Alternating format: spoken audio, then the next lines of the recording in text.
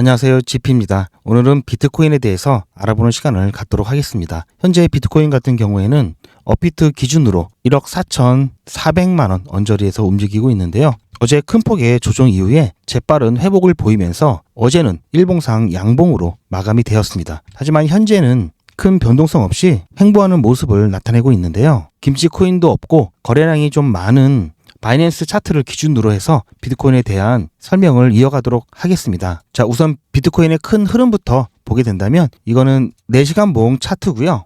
최근 비트코인은 큰 흐름에서 여전히 횡보하는 모습을 이어가고 있습니다. 현재 이 구간 안에서 강력한 지지와 저항을 꼽으라고 한다면 이 저항이라고 볼 수 있는 구간은 110K 정도 될 것 같고요. 지지를 꼽는다면 90K 정도가 되겠습니다. 자, 그래서 제가 이렇게 색깔로 표시를 해놨고요. 다시 이 부분을 일봉으로 봤을 때도 마찬가지입니다. 이 두 매물대는 단기 탑과 바텀을 구성하고 있는데요. 자, 매물대는 말 그대로 소모품과 같습니다. 자, 이렇게 두드리게 되면은 점점 얇아지고요. 마찬가지 이 지지도 계속해서 받다 보면은 점점 얇아집니다. 힘이 약해질 수가 있는데요. 그래서 우리가 흔히 10번 찍어 안 넘어가는 나무 없다, 내지는 10번 두드려서 안 열리는 문이 없다라는 얘기들 많이 하죠. 이렇게 찍고 두드릴수록 점점 이 부분은 약해져서 결국은 뚫어내게 됩니다. 마찬가지로 이 강력한 지지 라인도 계속해서 이렇게 노크를 하다 보면은 결국은 아래로 이탈을 하게 되어 있는데요. 하지만 우리가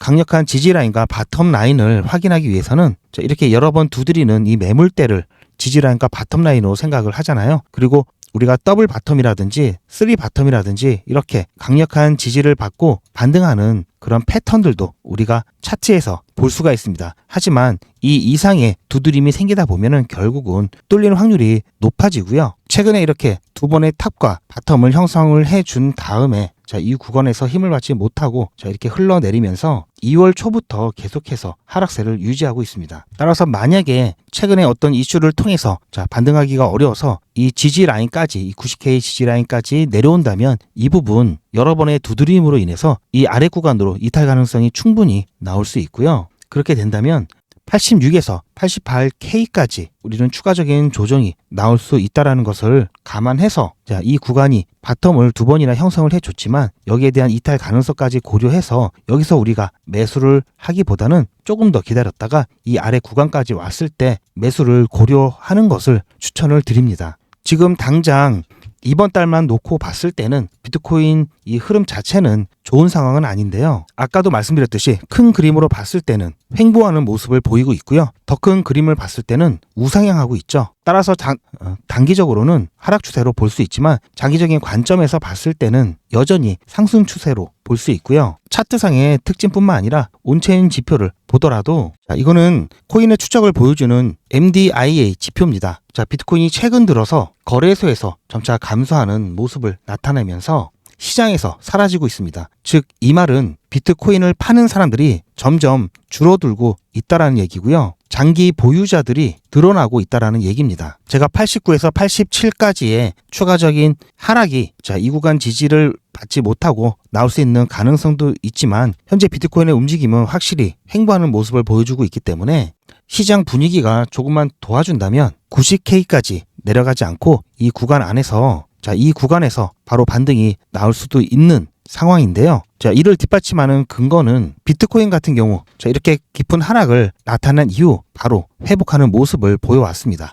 계속해서 지지를 받으면서 회복하는 모습을 보여주었기 때문에 회복 탄력성이 굉장히 높은 상태고요. 오늘 새벽에 있었던 FOMC 회의록 공개 이 부분에 대해서도 지난주에 있었던 반기 통화정책 보고서의 내용과 별반 차이가 없었습니다. 지난번 통화정책에 대한 연준 의장의 입장을 다시 한번 확인하는 그런 수준이었기 때문에 크게 시장에 영향을 끼치지 않았고요. 비트코인은 당연히 가상화폐 시장을 대표하는 대장코인이죠. 그렇기 때문에 이 비트코인의 무빙은 시장의 분위기를 만들어갈 수 있고요. 이런 분위기는 다시 한번 알트코인들에게 영향을 끼칠 수가 있겠죠. 그런데 이 비트코인에게 영향을 줄 수 있는 요소들은 거시적 경제적인 관점과 매크로 경제 이러한 부분들이 영향을 끼칠 수가 있는데요. 특히 최근 트럼프의 관세 정책이라든지 미국의 이 경제 상황이겠죠. 제가 잠깐 FOMC 회의록에 대해서 최근에 공개된 FOMC 회의록에 대한 내용을 간단하게 좀 언급을 해드릴 건데요. 오늘 새벽 4시에 있었죠? 제가 조금 더 확대를 해보겠습니다. 자, 여기는 investing.com이고요. 여기서는 매크로 경제와 관련된 여러 일정들을 볼 수가 있습니다. 자, 2월 20일 목요일 오늘 새벽 4시에 연방공개시장위원회, 즉 FOMC죠. FOMC 회의록이 공개가 되었습니다. 이 FOMC 회의록은 FOMC에서 보통 1년에 8번 회의를 진행하는데요. 여기에 대한 회의 결과에 대해서 바로 발표를 하는 것이 아니라 3주 정도 보완을 유지하고 그 이후에 발표를 합니다. 시장에 줄 수 있는 충격을 감안해서 이런 조치를 취하고 있는데요. 이 FOMC 회의에 대한 내용을 알기 위해서는 invest.com을 통해서 연준으로 들어갈 수가 있고요. 아니면 바로 연준으로 들어갈 수가 있는데요. 자, 여기 보시면 연준이 있죠. 자, 그러면 이렇게 연준 사이트로 이동을 하게 됩니다. 그러면서 우리나라 기준으로는 20일이지만 미국 기준으로는 19일이죠. 자, 여기에 대한 브리핑 내용을 여러분들 PDF 파일을 통해서 보실 수도 있고요. 자, 이렇게 긴 내용들이 나와 있는데요. 자, 이러한 부분들을 제가 요약을 간단히 해 드릴 겁니다. 앞서 말씀드렸듯이 1월 28, 29일에 있었던 FOMC 회의고요. 3주 후인 오늘 새벽에 공개를 한 겁니다. 나중에라도 이렇게 여러분들이 찾아서 보실 수 있고요. 이번 회의에서는 QT, 양적 긴축에 대한 논의가 있었습니다. 여기 회의 참석자를 보면은 제롬 파월 의장을 비롯해서 여러 위원들이 참석을 했고요. 로베르토 페들리 뉴욕 연준 선임 매니저는 FOMC 위원들에게 특수한 이벤트로 인해서 지급 준비금이 적정 수준 이하로 떨어질 수 있다고 경고를 했는데요. 여기서 말한 매니저는 로베르토 페를리입니다. 제가 조금 전에 말했던 부분이 이 부분이고요. 매니저는 우선 현재까지는 지급 준비금이 풍부한 수준임을 인정을 하면서요. 곧이어 있을 미국의 부채 한도 협상에 대해서 이게 이벤트라고 얘기를 하면서 특수한 이벤트라고 얘기를 하면서 위험을 경고를 했습니다. 어떤 위험이냐면요. 미국 정부가 부채 한도에 도달을 했고 그리고 그렇기 때문에 신규 국채를 발행할 수가 없고 따라서 재무부에서 관리하는 TGA 잔액과 긴급 조치를 통해서 정부 운영 자금을 융통을 해야 되는데요. 자, 이 협상이 지연되면 돈을 어떻게든 빌려야 되겠죠. 자, 그래서 급하게 땡겨오면 당연히 이 TGA 잔고는 줄어들겠죠. 자, 이런 과정에서 TGA 잔고도 줄어들고 그렇기 때문에 신규 국채도 발행할 수 없고 그런 상황 속에서 지급 준비금을 건드리지 않기 때문에 오히려 지급 준비금은 증가가 될 수 있습니다. 자, 그러면 지급 준비금이 증가가 된다면 시장에 유동성이 공급되는 효과가 발생을 하는데요. 자, 양적 완화와 유사한 그런 현상이 발생하게 됩니다. 자, 여기서 우리가 상식적으로 봤을 때 은행의 지급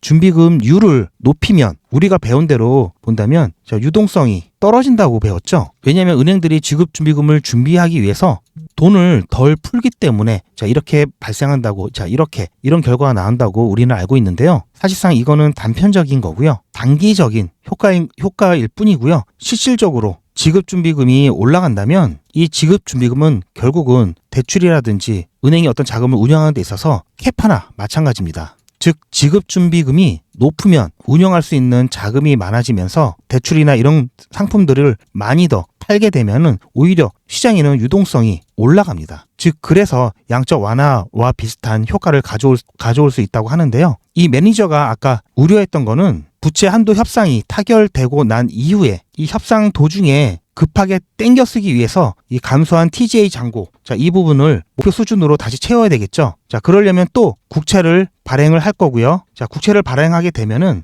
이에 대한 부분 국채가 발행되는 금액에 비례해서 지급 준비금이 급격하게 감소할 수가 있습니다.